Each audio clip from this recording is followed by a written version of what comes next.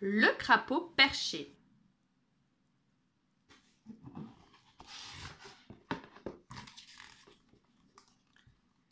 Il était une fois un crapaud qui aimait tellement lire qu'il aurait pu passer des jours entiers le nez dans un bouquin.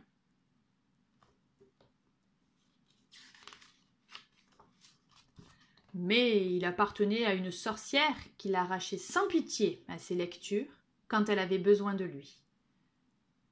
Elle le posait sur sa tête comme un chapeau pour l'avoir à portée de la main.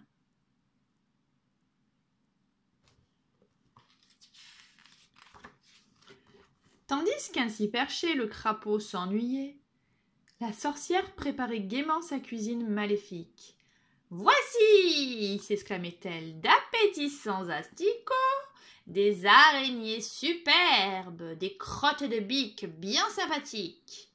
Quelle succulente potion magique, je m'en vais mitonner !»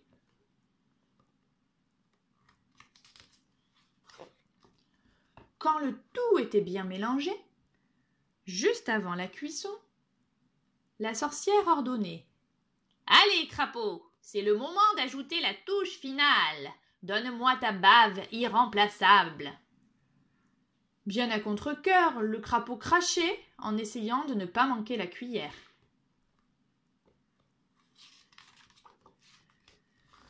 À force d'en baver, le crapaud en eut assez. Il s'évada en sautant par la fenêtre.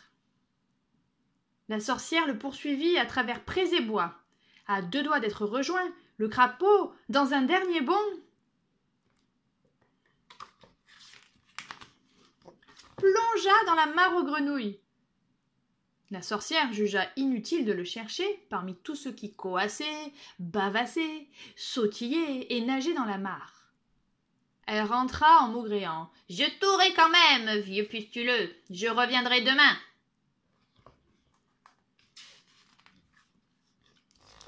Elle revint en effet avec un piège de sa fabrication. Un livre que le crapaud n'avait pas encore lu. Elle installa l'appât au bord de la mare. Et ce qui devait arriver arriva. Quand le crapaud aperçut le livre, il bondit dans la boîte. La sorcière lâcha la corde. La boîte se referma sur le pauvre crapaud qui aimait tant les livres.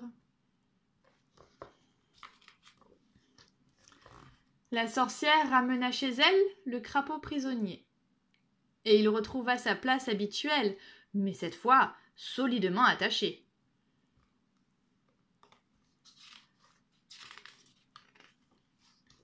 Alors, le crapaud se révolta et ne cacha plus qu'il savait aussi parler. « Au lieu de m'attacher sur votre tête, vous feriez mieux d'être plus attentive à votre travail. De là-haut, je vois que vous vous trompez souvent dans vos recettes magiques. Vous risquez de perdre des clients. » La sorcière allait lui répondre quand on frappa à la porte. C'était l'envoyé secret d'un grand personnage du royaume. Sur les ordres de son maître, il avait acheté à la sorcière une potion destinée à endormir pour 1000 ans une encombrante princesse.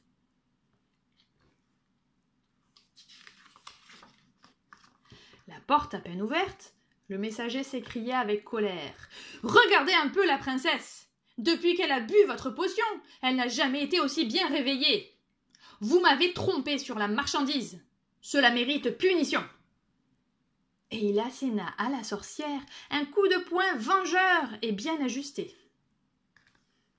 « Aïe, aïe, aïe !» gémit la sorcière, à moitié assommée. « J'ai dû m'en mêler dans mes formules magiques.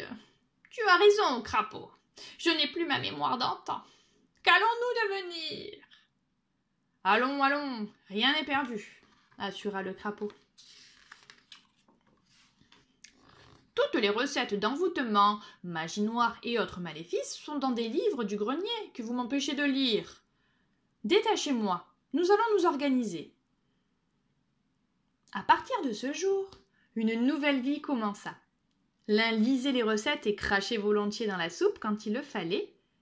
L'autre cuisinait sous sa dictée. À force de lire, le crapaud découvrit des formules magiques et inédites dont les effets abominables firent la renommée de la sorcière. Désormais, c'est elle qui encourageait son vieux compagnon à se plonger dans les livres. Elle lui acheta même des lunettes. Avec l'âge, sa vue commençait à baisser.